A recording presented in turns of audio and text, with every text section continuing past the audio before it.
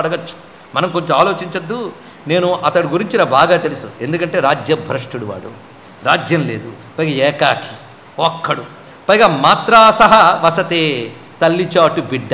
ఎక్కడున్నాడు? నిర్జనేవనే ఆ అరణ్యంలో ఉన్నాడు.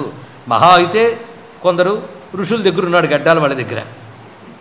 తత్కృతే నెహతో రాజా వీరసేన యుధాజిత. పైగా అతడికి యుధాజిత్తుతో శత్రుత్వం అనే కంటే యుధాజిత్తుకి అతడితో శత్రుత్వం ఉండడం మంచిది. ఆ యుధాజిత్తు సామాన్యుడు కాడు. వీళ్ళ తాతని చంపేశాడు.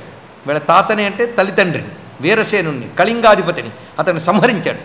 సంహరించి తన కొడుకుని నిలబెట్టాడు. ఆ యుధాజిత్ అంటే రాజులందరికీ భయమే, అంత ప్రతాపమూర్తి. అతడితో నేను శత్రుత్వం పెట్టుకోగలనా? యుధాజిత్తుకి తెలిసిందా నేను ఇతన్ని తెప్పించానని? అది మళ్ళీ ప్రమాదమే. పైగా అమ్మాయి నిర్ధనుడైన వాడితో, రాజ్యం లేని వాడితో అడవిలో ఏ సుఖపడుతుంది చెప్పు? పైగా వస్తున్న వాళ్ళందరూ సామాన్యులు కారు, గట్టి వాళ్ళు వస్తున్నారు. వాళ్ళ ముందు నేను ఒక నిర్ధనుడు రాజ్యహీనుడైన వాడికి ఇచ్చాననుకో, వాళ్ళందరినీ అవమానించినట్టుంటుంది.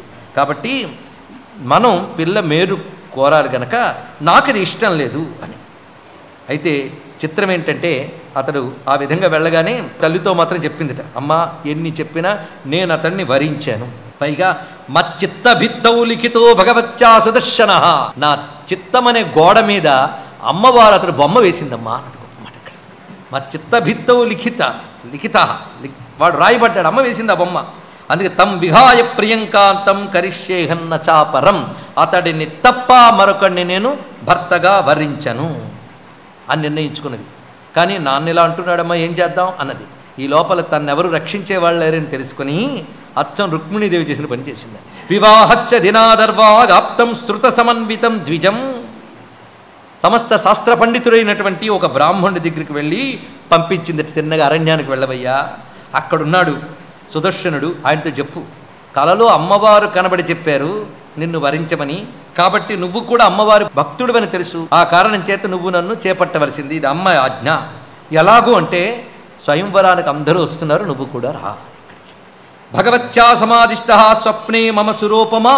ఓ దేవ సమాన పరాక్రమం కలవాడా, అమ్మవారు స్వప్నంలో ఆదేశించారు గనక ఆగంతవ్యం త్వయాత్రైవ దైవం కృత్వా పరం బలం. నీకు అనిపించవచ్చు రాజులందరూ అనేక బలములతో వెళ్తున్నారు కదా, నేను ఒక్కడిని ఏం వెళ్తాను అంటే దైవం కృత్వా పరం బలం. ఎంత చక్కటి మాట. దైవ బలమే గొప్ప బలముగా గ్రహించి బయలుదేరు. అమ్మవారి బలమే నీకున్నది. ఎవరి యొక్క అధీనంలో జగమంతా నడుస్తున్నదో ఆ తల్లి ఆదేశం వ్యర్థం కాదు. గొప్ప మాట అన్నది. యదధీనం జగత్సర్వం వర్తతే సచరాచరం భగవత్యా యదాదిష్టం నతన్మిథ్యా భవిష్యతి. ఆ తల్లి మాట మిథ్య కాదు. అలా చెప్పింది. కానీ ఇక్కడ ఇంత రాజులు ఉన్నారు కదా అంటే, రాజులేమిటయ్యా, దేవతలు కూడా ఆమె అధీనంలో ఉంటారు. యద్వశే దేవతా సర్వా వర్తంతే శంకరాదయ. శంకరాదులు కూడా. ఈ మాట అన్నాం కనుక శివుడు అమ్మవారి కంటే తక్కువ నేను పిచ్చి ప్రశ్నలు వేయకూడదండి. ఇక్కడ గ్రహించవలసినది సరిగ్గా గ్రహించాలని. శంకరాదయ వర్తంతే వక్తవ్యోసోత్వయా బ్రహ్మణ్యేకాంతే వై నృపాత్మజ. ఈ విషయములు నువ్వు ఏకాంతంలో అతడికి చెప్పు అని ఆ బ్రాహ్మణ్ణి పంపి దక్షిణను కూడా ఇచ్చిందిట. దక్షిణ లేకపోతే పనికి సమర్థత రాదు. అందుకే ఇత్యుక్త్వా దక్షిణాం దత్వా మనుర్వ్యాపారితస్తయా. అతను తిన్నగా బయలుదేరి సుదర్శనుడితో చెప్పి వెళ్ళాడు. స్వప్నంలో అమ్మవారు ఆదేశించారు నువ్వు వెళ్ళు అని. ఇప్పుడు రెండు దానితో నిశ్చితులైపోయాడు. వెంటనే గురువు గారి దగ్గరికి వెళ్ళి చెప్పేట, నేను స్వయంవరానికి వెళ్ళదలుచుకున్నాను. సందేశము వచ్చింది, ఆదేశము వచ్చింది. సందేశం శశికళ పంపింది, ఆదేశం జగజ్జన్ని ఇచ్చినది. కనుక నేను వెళ్ళాలనుకుంటున్నాను అంటే తప్పకుండా వెళ్ళవయ్యా అన్నట్ట భరద్వాజ మహాముని ఆశీర్వదించాడు. కానీ తల్లికి దిగులు పట్టుకుందండి. ఇంతకాలం ఏదో హాయిగా ఉన్నావు, నాకేం ఆశలు లేదయ్యా. వాళ్ళేదో నువ్వు రాజ్యం పాలించాలని ఆశీర్వదించారు, కానీ నువ్వు క్షేమంగా ఉంటే చాలు. ఇక్కడ మనం ప్రశాంతంగా సుఖంగా బ్రతుకుతున్నాం. పసివాడుగా ఉన్నప్పుడే చంపేద్దామని ఆశ్రమం దాకా వచ్చినవాడు ఇప్పుడు నువ్వు పెద్దవాడవై ఆశ్రమానికి బయటకు వెళితే నీకు మునిరక్షణ కూడా లేదు గనక అతనికి ఎవడికి భయపడతాడు? తప్పకుండా నిన్ను సంహరిస్తాడు. పైగా నాకున్నది నువ్వు ఒక్కడివి, నిన్ను చూసుకుని బ్రతికేను. మీ నాన్న పోయినా నేను బ్రతుకున్నానంటే నిన్ను చూసుకుని బ్రతికేనయ్యా. ఒక్క మాట.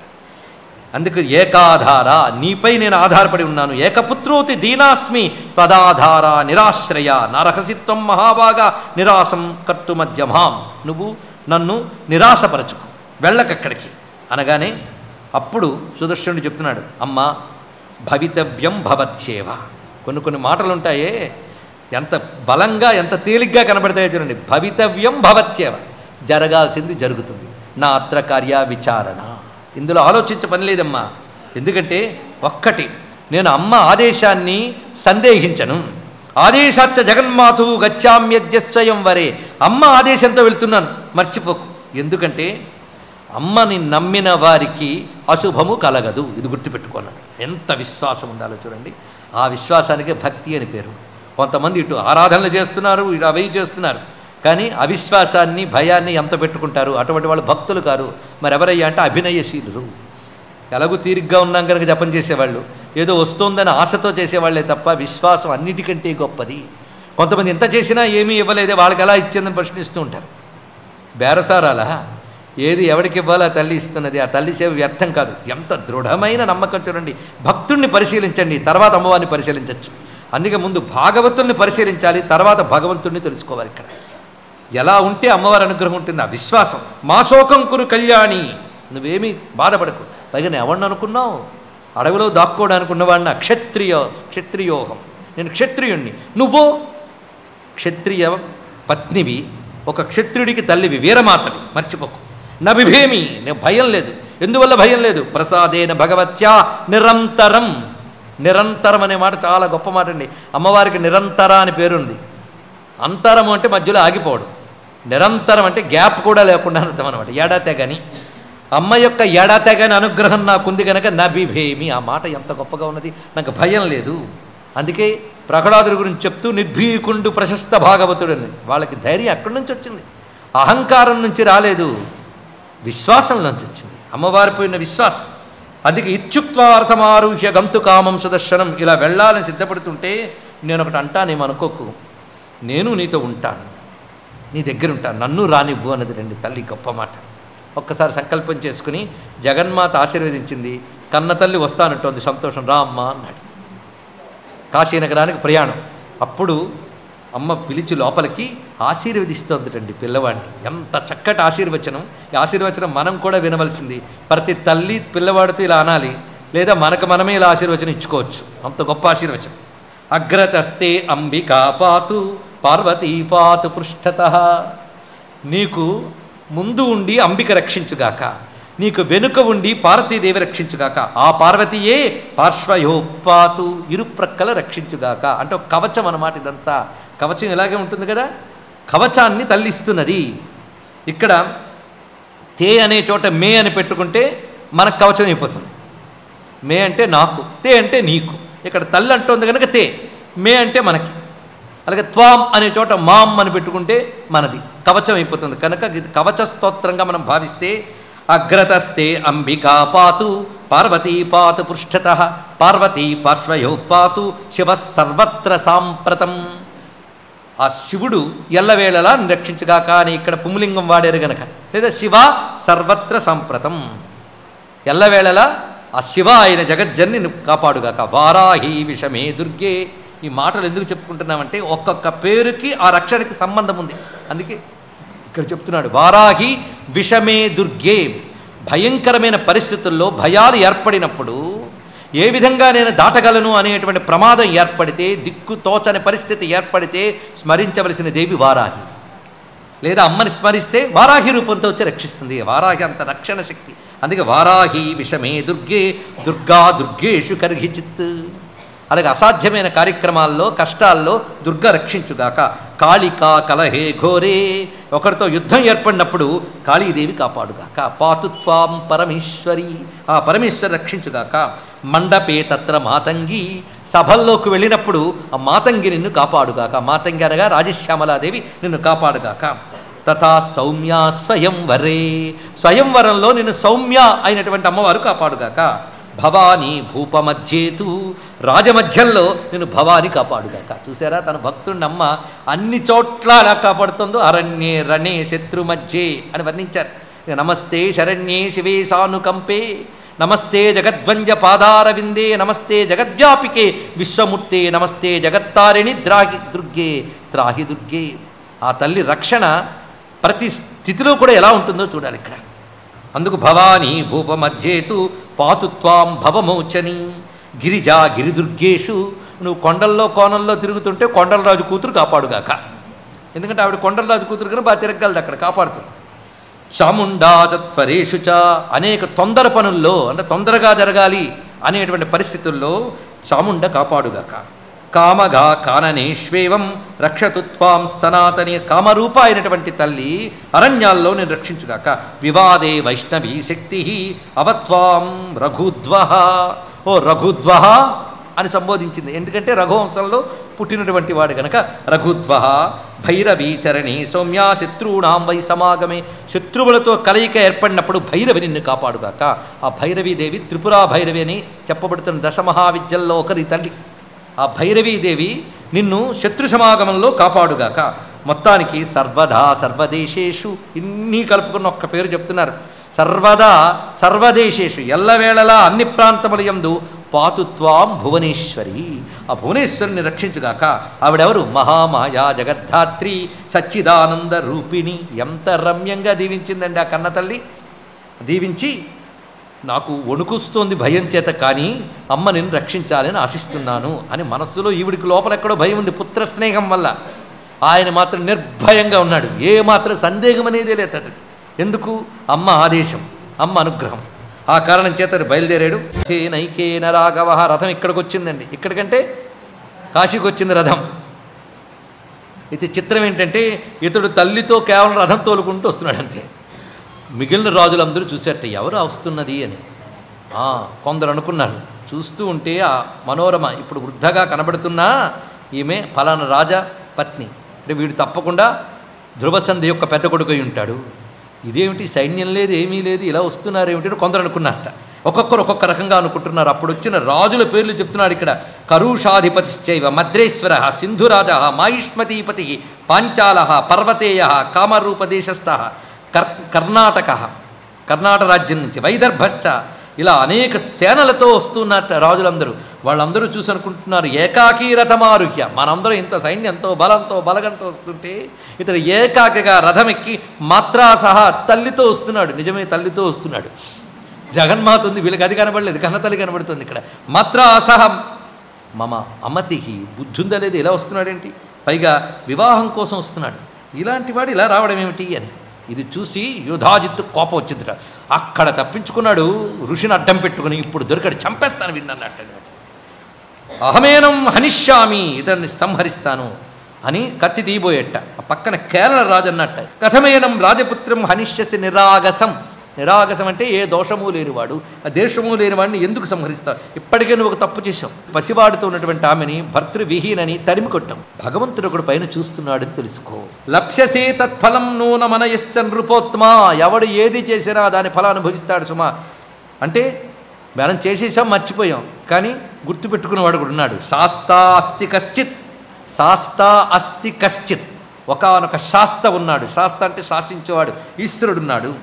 ఆయుష్మాన్, చక్కగా ఓ ఆయుష్మంతుడా కాబట్టి నా మాట విను అని. నా మాట వినకపోతే ఆ టైటిల్ తీసేయాలి, ఆయుష్ పోతుంది, జాగ్రత్త. అంత చక్కగా మాట్లాడండి కేరళ రాజు. పైగా ఒక్కడు చూడు, ధర్మో జయతి నా అధర్మ జయతి. ధర్మము జయిస్తుంది కానీ అధర్మం జయించదు సుమా. సత్యం జయతి నా అమృతం. గొప్ప మాట. ధర్మము జయిస్తుంది, సత్యం జయిస్తుంది. అధర్మం జయించదు, అసత్యం జయించదు. అందుకే త్యజ పాపమతి. ఆ బుద్ధి నువ్వు పాప బుద్ధి అది విడిచిపెట్టు అని చెప్పగానే పరస్పరం విరోధ అత్ర నకర్తవ్య. ఇక్కడ పరస్పర విరోధం కూడదు సుమా అనంటే నువ్వు మాట్లాడింది ఏమైనా బాగుందా? ఒక రాజు ఉచితంగా ఇలా మాట్లాడకూడదు. రాజుకు ఉచితం కాదు ఇది. రాజు అంటే పరాక్రమం, శౌర్యమే రాజ్యం.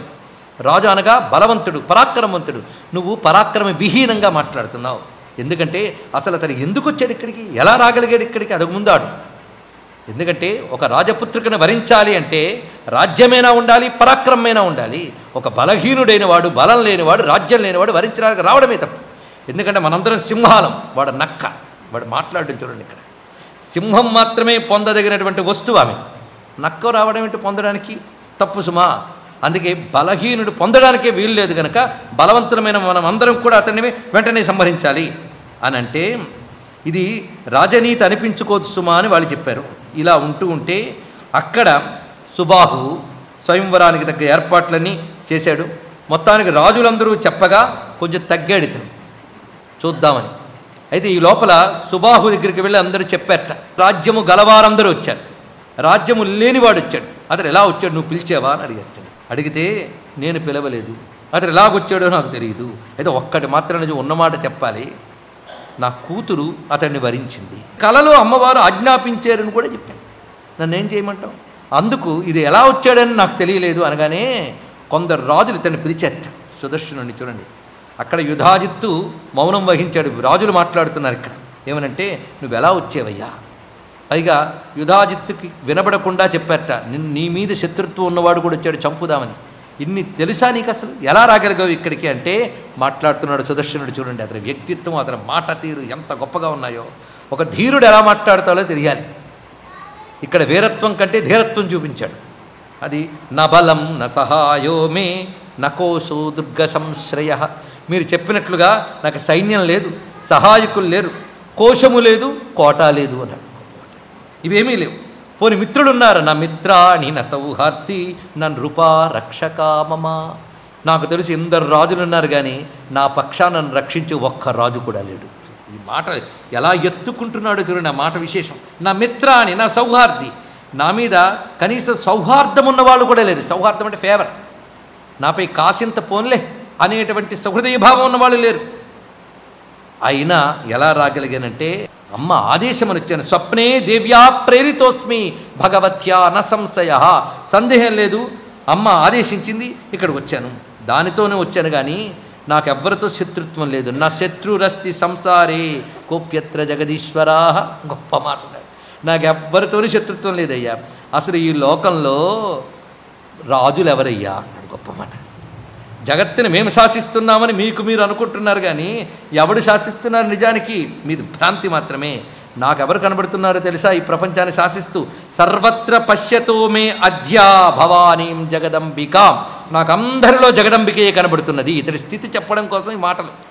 సర్వత్రా పశ్యతో మేధ్యా భవానీం జగదంబిక. అన్ని చోట్ల నాకు అమ్మే కనబడుతున్నది. అంత గొప్ప విషయం. ఇది తెలుసుకుంటే శమశత్రువు చ మిత్రే చ తథా మానవమానయో. ఆ స్థితి వీడి కాదని ఏ ఒక్కడేమీ చేయలేడు. ఎందుకంటే బ్రహ్మ విష్ణు రుద్రాదులు కూడా ఆ తల్లి లేకపోతే స్పందించను కూడా లేరన్నాడు. ఇక్కడ మళ్ళీ స్పందశక్తిని విశేషంగా ప్రకటించాడు. అంటే అమ్మతత్వం ఎంత గొప్పగా తెలుస్తుందో చూడండి. ఇక్కడ అసక్తోవా సుశక్తోవా యాదృశస్తాదృశ స్వహం.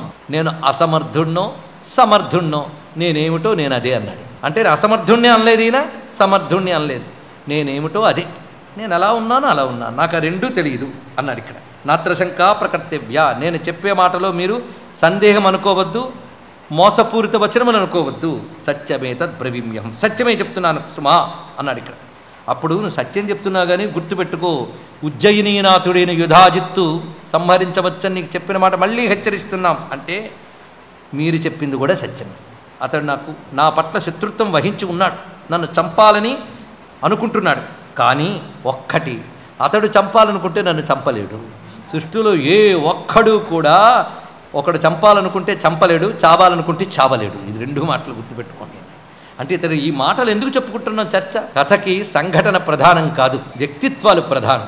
ఇతడి మానసిక స్థితి ఎలా ఉన్నది, ఒక భక్తుడి స్థితి ఎలా ఉంటుంది, ఎలాంటి స్థితి ఉంటే భక్తుడు అవుతాడని తెలియాలి. ఇంత మాట్లాడుతున్నా కానీ ఎక్కడ కూడా రాజ్యలోభం కానీ అధికారం కానీ తిరిగి రాజ్యం సంపాదించాలని తపన కానీ చూపించట్లేదు.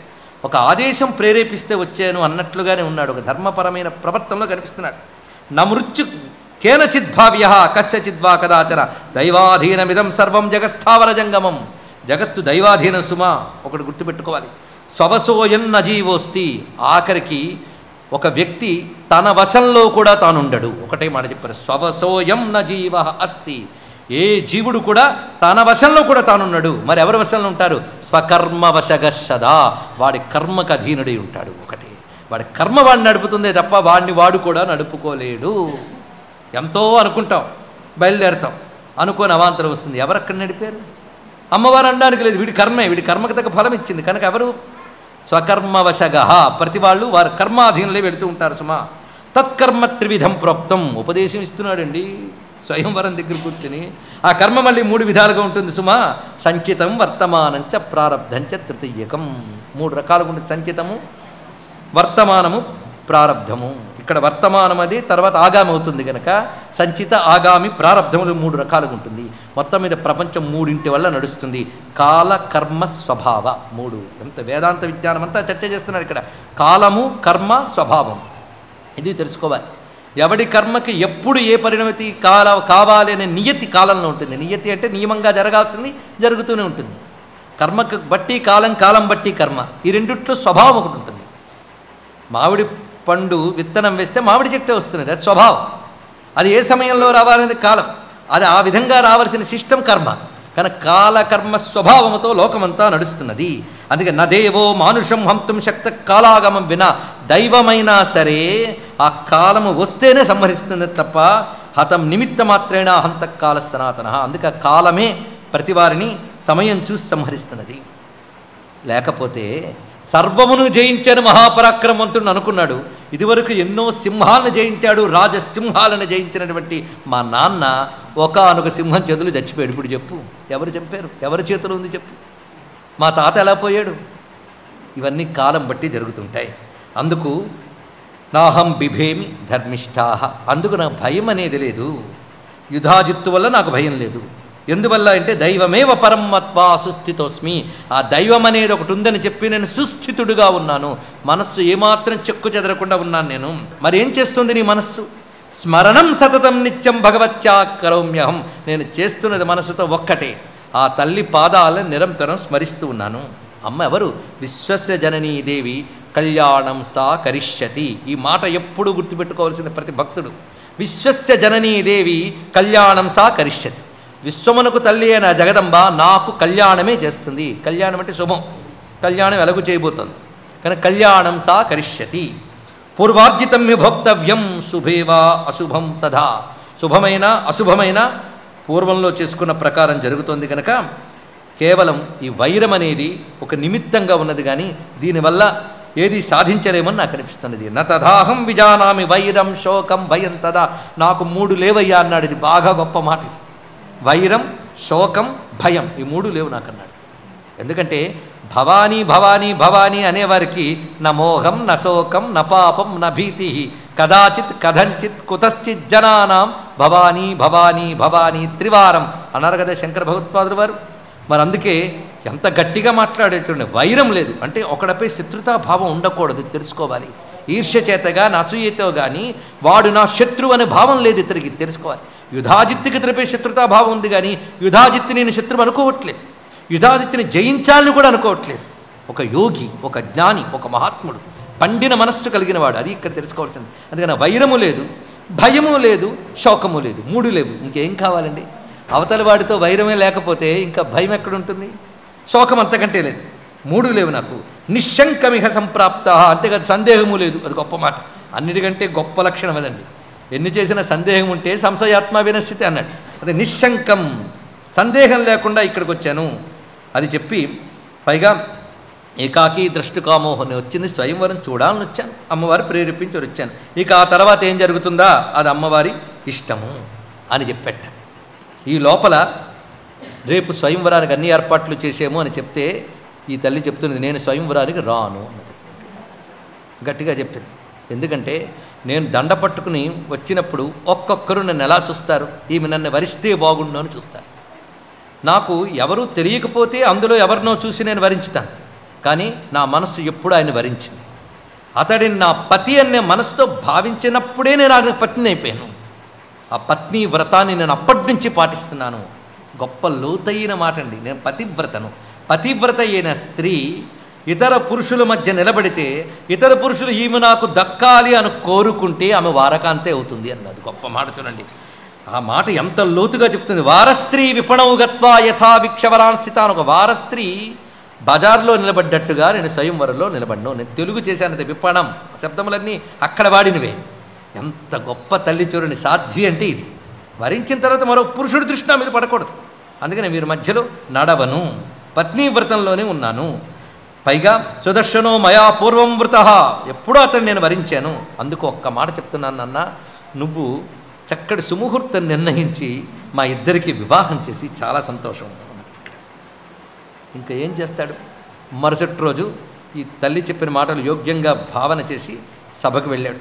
వెళ్ళి అంటున్నాడు, మీ అందరి కాళ్ళ మీద పడి దండం పెడుతున్నాను అన్నాడు. ఇక్కడ మొట్టమొదట మూర్ధనా పతామి పాదేషు, నేను మీ పాదాల మీద పడి దండం పెడుతున్నాను. మీ అందరినీ స్వయంవరానికి పిలవడం, అన్ని ఏర్పాట్లు చేయడం అనేది చేశాను, కానీ మా అమ్మాయి మనస్సు తెలుసుకోక నేను ఈ విధంగా చేసినందుకు మీరు నన్ను క్షమించండి.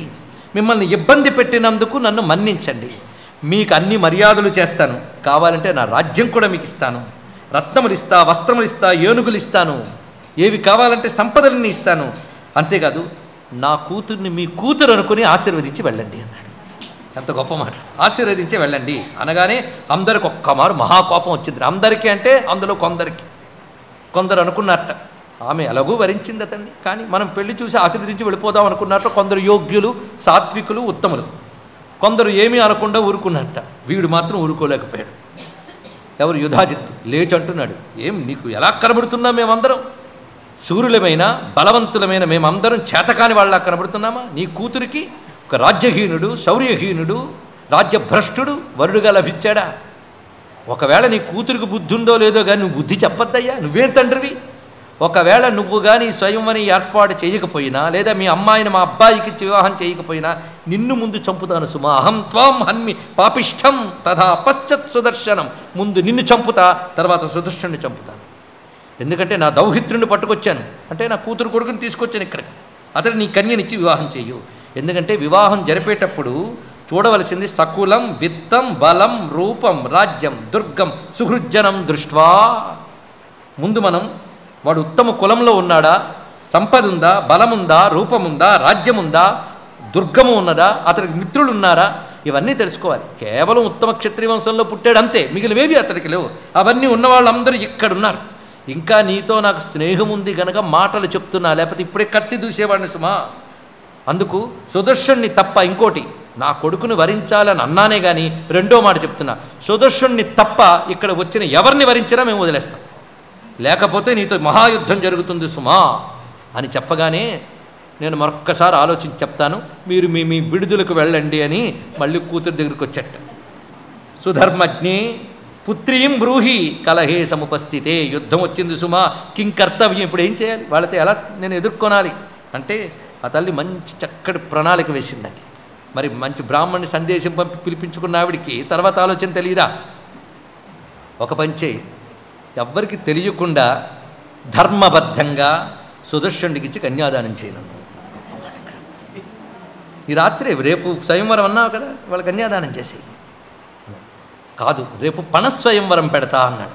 అంటే ఎవరైనా తమ బలాన్ని కానీ లేదా మరేదైనా అందరికంటే గొప్పగా చూపించగలిగితే వారికిచ్చి వివాహం చేస్తానని పెడతా, అప్పుడు సుదర్శనుడి బలం చూపిస్తే సుదర్శనుడికి ఇచ్చేస్తాడు. ఇది కూడా తప్పు అన్నాడు. ఇద్దరు ముగ్గురు బలం చూపించారనుకో అప్పుడు నన్ను ఏం చేస్తావు అన్నది. అది కూడా నా మనసు అంగీకరించదు, కనుక నేను చెప్పింది చెయ్యి, ఇంకోలా అనుకోకు, ఇది ధర్మ మార్గం నేను చెప్తున్నది, అమ్మ ఆదేశం ఇది. మా ఇద్దరికి వివాహం చేసి ఇక్కడి నుంచి మమ్మల్ని పంపించేసి అప్పుడు వాళ్ళకి వెళ్ళి చెప్పు, ఇలా వివాహం చేసుకుని వెళ్ళిపోయింది అని చెప్పు. నేను ఆయనతో పాటు భరద్వాజాశ్రమానికి వెళతాను. ఒకవేళ తోవలో కానీ వాళ్ళు మమ్మల్ని తెలుసుకుని అటకాయించి యుద్ధం చేశారా, అమ్ముంది గనక మాకు ధైర్యం ఉన్నది, అంత ఆవిడికి అంత విశ్వాసం. ఆ యుద్ధంలో కానీ వాళ్ళందరూ శత్రువులు కదా, బలం ఉంది కదా, సైన్యం ఉంది కదా, నీ భర్తని చంపేస్తేనో నువ్వు అనొచ్చు, చంపేస్తే నా భర్తతో పాటు నేను దేహత్యాగం చేస్తాను సిద్ధపడింది. అలా సిద్ధపడితే వెంటనే ఆలోచన చేసి ఒక రహస్య మందిరంలో వాళ్ళ ఉభయులకి వివాహాన్ని ఏర్పాటు చేశాడు రాజు. అమ్మవారి స్వప్నంలో ఆదేశించిన ప్రకారంగా కాశీరాజు అయినటువంటి సుబాహుని యొక్క పుత్రిక శశికళ స్వయంవరానికి బయలుదేరాడు. పిలవకుండా ఎందువల్ల వచ్చావంటే అమ్మవారి ఆదేశం ప్రకారం వచ్చానని చెప్పాడు. పైగా తన కూతురు ఇతన్నే వరించిందని తెలుసుకున్నటువంటి తండ్రి ఒకవైపు బాధపడుతున్నా కూతురి మాట కాదనలేకపోయాడు. స్వయంవరానికి వచ్చినటువంటి చక్రవర్తులందరినీ కూడా తిరిగి పంపించి వేస్తే వారు ఆగ్రహించి ఏ విధంగా యుద్ధం మొదలవుతుందా అనే శంక కూడా కలిగింది. కానీ కూతురే చెప్తున్న స్వయంగా, ఎన్నామ కీర్తనాదేవ దుఃఖౌఘో విలయం వ్రజేత్ తాం స్మృత్వా పరమాం శక్తిం కురు కార్యమతంద్రిత. గొప్ప మాట చెప్తోంది తల్లితో ఇక్కడ. ఏ తల్లి నామస్మరణ చేతనే దుఃఖ సమూహమంతా నశిస్తున్నదో ఆ తల్లి యందు విశ్వాసం ఉంచి ఆ తల్లిని స్మరిస్తూ నేను చెప్పిన పని చెయ్యు, విజయవంతమవుతుంది కార్యం. నన్ను సుదర్శనుడికిచ్చి వివాహం చెయ్యు. వీరందరికీ కూడా రేపు స్వయంవరం ఉంటుందని చెప్పి ఈ రాత్రి వివాహం చేయు అనగానే దైవజ్ఞుల్ని రావించి ఆ రాత్రి సుముహూర్తమున్నదని తెలుసుకుని సుదర్శనునికిచ్చి తన కుమార్తెను వివాహం చేశాడు తండ్రి సుబాహు. అప్పుడు సుదర్శనుడు శశికళతో వివాహానంతరం వాళ్ళని కూర్చోపెట్టి చాలా ఆనందంగా యోగ్యుడైనటువంటి అల్లుడు దొరికాడని ఆనందించాడు. అతడి తల్లి అయిన మనోరమతో ఈ మాట చెప్తున్నాడు. జగాద వాక్యం విహితాంజలిపుర, 2 చేతులు దోయులించి వియ్యపురాలుతో అంటున్నాడు. దాసోస్మితే రాజసుతే వరిష్ఠే తద్బ్రూహి యత్స్యాత్తు మనోగతంతే. ఓ తల్లి, నీకు నేను దాసుడను అంటే మర్యాద ఎంత ఇవ్వాలో, తన అల్లుడికి తల్లిని ఏ విధంగా మర్యాద చేయాలో చూపిస్తున్నాడు ఇక్కడ. నీకు నేను దాసుడను అనగా నువ్వు ఏది చెప్తే అది చేయడానికి సిద్ధంగా ఉన్నటువంటి వాడను. నీ మనస్సులో ఏమనుకుంటున్నావో చెప్పు అనగానే ఆ తల్లి ఎంత గొప్పగా చెప్తుందంటే, నిన్ను పొగడాలి అంటే పొగడగలిగే శక్తి ఉండాలి. నాకు ఆ శక్తి లేదు. ఎందుకంటే వందిమా గదులు మొదలైన వారు పొగడగలరు. నాకు అటువంటి చాకచక్యం రాదు. కానీ పొగడడానికి తగిన సుగుణాలన్నీ నీ దగ్గర ఉన్నాయి. అహా అతి చిత్రం నృపతేశ్చరితం పరం పవిత్రం తవ కిం వదామి. నువ్వు చేసిన పని చాలా ఆశ్చర్యకరమైనది, పొగడదగినది. ఎందుకంటే యద్భ్రష్టరాజ్యాయ సుతాయ మేధ్య, భ్రష్టరాజ్యుడైనటువంటి అంటే రాజ్యభ్రష్టుడైనటువంటి నా కొడుక్కి, సంపదలు లేని నా పుత్రుడికి నీ కుమార్తెనిచ్చు. పైగా వనాధివాసాయకి కిలాధనాయ అధనాయ వనవాసాయ, ధనం లేనివాడు వనవాసి అయినటువంటి నా పుత్రునికి, పైగా పిత్రావిహీనాయ తండ్రి లేనటువంటి వాడు, అసైన్యకాయ సైన్యము లేనటువంటి వాడు, ఇలా అనేక విధములుగా కూడాను ఏమీ లేనటువంటి నా పుత్రుడికి నీ పుత్రికనిచ్చావంటే నీ గొప్పతనం చాలా విశేషమైనటువంటిది అని. పైగా ఒకవైపు మొత్తం రాజులతో శత్రుత్వం వస్తుందని తెలిసి కూడా నువ్వు నా కుమారుణ్ణి అల్లుడిగా స్వీకరించావంటే నీ గుణం చాలా గొప్పది, దీన్ని ఏం ప్రశంసిస్తాను అన్నదామె. అప్పుడు మళ్ళీ నమస్కరించి అంటున్నాడు, అమ్మా రాజ్యభ్రష్టుడు అనవద్దు ఇక నుంచి. ఎందుకంటే గృహాన రాజ్యం మమ సుప్రసిద్ధం, నా ప్రసిద్ధమైన ఈ కాశీరాజ్యం అంతా కూడా నీ పుత్రుడికి నేను ఇస్తాను. మరి నేనేమవుతాను అంటే భవామి సేనాపతి రాజ్యచాహ, ఆయనకి రాజ్యం అప్పగించి నేను సేనాపతిగా ఉండిపోతాను. దీనికి ఆయన మొహమాట పడితే నోచే తదర్థం ప్రతిగృహ్య, నా రాజ్యంలో సగం ఆయనకిస్తాను. నువ్వు కూడా నీ కొడుకు కోడలతో ఇక్కడుంటూ ఆనందంగా ఉండు. అంతేగాని ఇప్పుడు వీళ్ళిద్దరినీ తిరిగి పంపించేయాలి అని పట్టు మాత్రం పట్టకమ్మా. పైగా ఆ వనవాసం కంటే ఈ వారణాసి వాసం చాలా గొప్పది కదా అన్నట్ట. ఎందుకంటే కాశీవాసం చాలా గొప్పది. అందుకు కాశీరాజు చెప్తున్న అదొక మాట, విహాయ వారాణసికా నివాసం వనేపురే వాసమతో నమేస్తి. వనవాసం కంటే వారణాసి వాసం గొప్పది కనుక నువ్వు ఇక్కడే ఉండు అని చెప్తే ఆమె నమస్కరించి రాజన్ శివంతేస్తూ, నీకు శుభం కలుగ్గాక, నువ్వు చక్కగా చెప్పు, మేము మా సాకేతపురికే చేరుకుంటాం, మా అయోధ్యకే చేరుకుంటాం, అక్కడే ఇతడు రాజు అవుతాడు. ఆ భవాని నీకు శుభం కలిగించుగాక. నాకు ఇప్పుడు ఇంకేం చింత లేదు. ఎందుకంటే అమ్మవారి దయ ఏమిటో మేము స్పష్టంగా చూస్తున్నాం. అమ్మవారి దయకు పాత్రుడయ్యాడు నా పుత్రుడు. నకాపి చింత మమ భూప వర్తతే సంచింతయంత పరమాంబికాంబై. ఈ విధంగా మాట్లాడిన తర్వాత ఈ లోపల మంగళవాద్యములు సందళ్ళన్నీ బయటకు వినబడ్డాయట. ఆ రాజులు అనుకున్నారు ఇతను ఏదో మోసం చేస్తున్నాడు, తెలుసుకోవాలి అని. మరుసటి రోజు ప్రాతకాలంలో మోహరించి ఉన్నారు వాళ్ళందరూ. విషయం తెలిసిపోయింది వారికి. ఇతరు కూడా వాళ్ళు తెలుసుకున్నారు అని గ్రహించిన వాడై ఆ నృపసభ ఉన్నటువంటి స్థలం వద్దకు వచ్చి వారందరికీ నమస్కారం చేసి చెప్తున్నాడు, మిమ్మల్ని అందరినీ భోజనానికి పిలుస్తున్నాను అన్నాడు. ఎందుకంటే మా అమ్మాయి వివాహం అయింది, నేనేం చెయ్యను, ఆమె సుదర్శనుణ్ణి వరించింది. మీరంత పెద్దవాళ్ళందరూ ఇక్కడ ఉంటూ ఉండగా ఈ వివాహము దీవెనలు లభిస్తున్నాయంటే నేను ధన్యుడుగానే భావిస్తున్నాను. మీరు కూడా నా యందు దయాళువులై ఆదరముగా అవగాహన చేసుకుని ఆశీర్వదించండి అని ఎప్పుడైతే ఇతను సవినయంగా చెప్పాడో వెంటనే యుధాచిత్తు ఆగ్రహోదగ్రుడు అవడమే కాకుండా మిగిలిన రాజులందరినీ కూడా కవ్వించాడు. మనందరం యుద్ధం చేసినా సరే ఆ సుదర్శనుని సంహరిద్దాం, మనం బలంతో ఆ అమ్మాయిని స్వీకరిద్దాం అని కొందరంటే, కొంతమంది మనకెందుకయ్యా, ఆమె ఇచ్ఛాస్వయంవరం క్రింద అతన్ని వివాహమాడింది, మనం చక్కగా చూసి ఆశీర్వదించి భోంచేసి వెళదామని మరికొందరు అన్నట్ట. ఎవరెవరికి వారు అభిప్రాయములు అలా ఉన్నాయి. ఈ లోపల సుదర్శనుడు బయలుదేరుతూ ఉండగా మొత్తం రాజులందరినీ కూడాను, అంటే అందులో తనతో పాటు ఏకీభవించిన రాజులందరినీ కూడాను ప్రేరేపించి వాళ్ళందరినీ సమూహపరిచి అక్కడ యుధాజిత్తు మోహరించి ఉంచాడు. పైగా వీళ్ళ సైన్యం బయలుదేరుతున్నది. అంటే కొద్దిపాటి సైన్యంతోనూ రథం మీద భార్యాసహితరి సుదర్శనుడు వెళ్తున్నాడు. తల్లి కూడా మరో రథం మీద వెళుతూ ఉన్నది. ఇటువైపు కొంతమంది సైన్యం ఉన్నారు. కానీ వెనకాల ఎందుకైనా మంచిదని కాశీరాజు తాను కూడా సైన్యంతో పాటు బయలుదేరుతున్నట్ట. అల్లుడికి ఏదైనా ప్రమాదం వస్తే కాపాడుకుందామని ఆయన కూడా వెనకాల వస్తున్నాడు. ఇలా వెళుతూ ఉండగా మొత్తం సైన్యం, శత్రు సైన్యములన్నీ కనబడ్డాయి ఎదురుగా. యుధాజిత్తు నాయకుడుగా, ఇతర రాజులందరూ సహాయకులుగా ఉన్నటువంటి శత్రు సైన్యములన్నీ కనబడ్డాయి. అది చూసిన వెంటనే ఇటువైపు కాశీరాజుకు భయం కలిగింది. కానీ ఇతడికి మంత్రజపం ఎంత పండిపోయిందంటే, జజాప ఏకాక్షరం మంత్రం కామరాజమనుత్తమం నిర్భయో వీతశోకశ్చ పత్నియా సహ నవోఢయ. నూతన వధువైనటువంటి తన భార్యతో రథం మీద ఉన్న మహానుభావుడు నిర్భయ వీతశోక, అతనికి భయము లేదు, శోకము లేదు, చాలా ధైర్యంగా ఉన్నట్ట. ఎందుకంటే ఊపిరి ఎలా కదులుతుందో మంత్రం అలా కదులుతుందట. ఇది గొప్ప విషయం. అది ఆ మంత్రబీజం జపం చేస్తున్నాడు. ఇక్కడ కొన్ని రహస్యములు కూడా తెలుసుకోవాలి జపం గురించి. గురువు దగ్గర మంత్రం ఉపదేశం పొందిన తర్వాత నియమంగా కూర్చొని శుచిగా జపించాలి, అందులో సందేహం లేదు. కానీ కొంతకాలం జపం అయిన తర్వాత అది మన వ్యవస్థగా మారిపోతుందట. ఎలాగంటే ఊపిరిలా మారిపోతుంది. అప్పుడు గచ్చన్ తిష్టన్ స్వపన్ జాగ్రన్ ఉన్మిషన్ నిమిషన్ నపి అని శాస్త్రం చెప్తున్నది. నడుస్తున్నా, కూర్చున్నా, పడుకున్నా ఊపిరి ఎలా కదులుతుందో అలా కదిలిపోతుంటుంది మంత్రం. అలా రావాలి మంత్రం అత్యంత సహజంగా. అయితే అలా వచ్చింది కదా అని నిత్యం చేయవలసిన అనుష్ఠానం మానేరారు. అది కూర్చుని పద్ధతిగా చేయవలసింది పద్ధతిగా చేయాలి. కానీ మంత్రం తనంత తాను నిరంతరం కదులుతుంటే అయ్యో ఇలా కదలవచ్చా అని సందేహించకూడదు.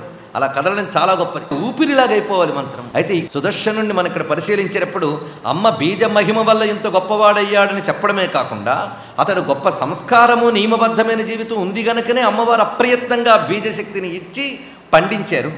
అందుకు కేవలం మంత్రానుష్ఠానం అనే అహంకారపూరితమైన సాధనకి ప్రేరేపించడం కాకుండా సంస్కారాలు చాలా అవసరం.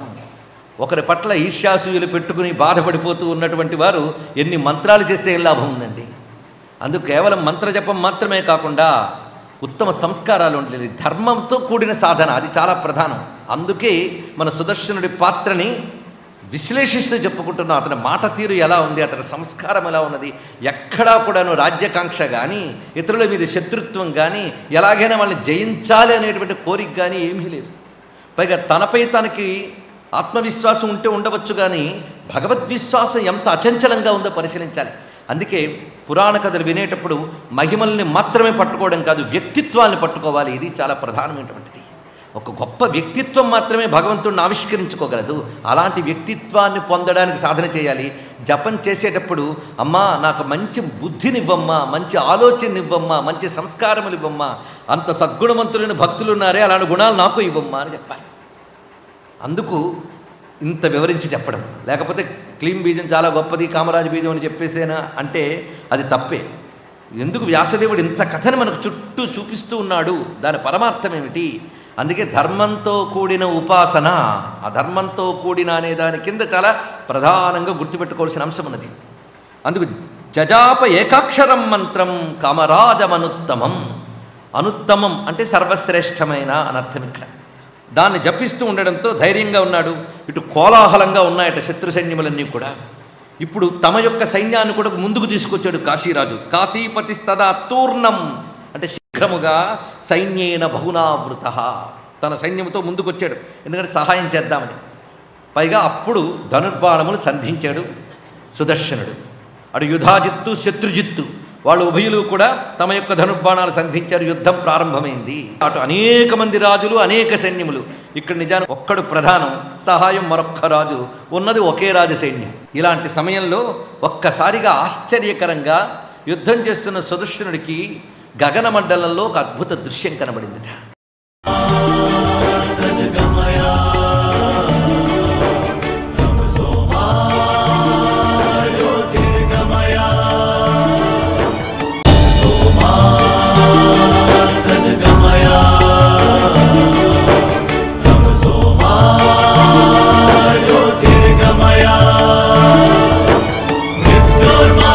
Mritam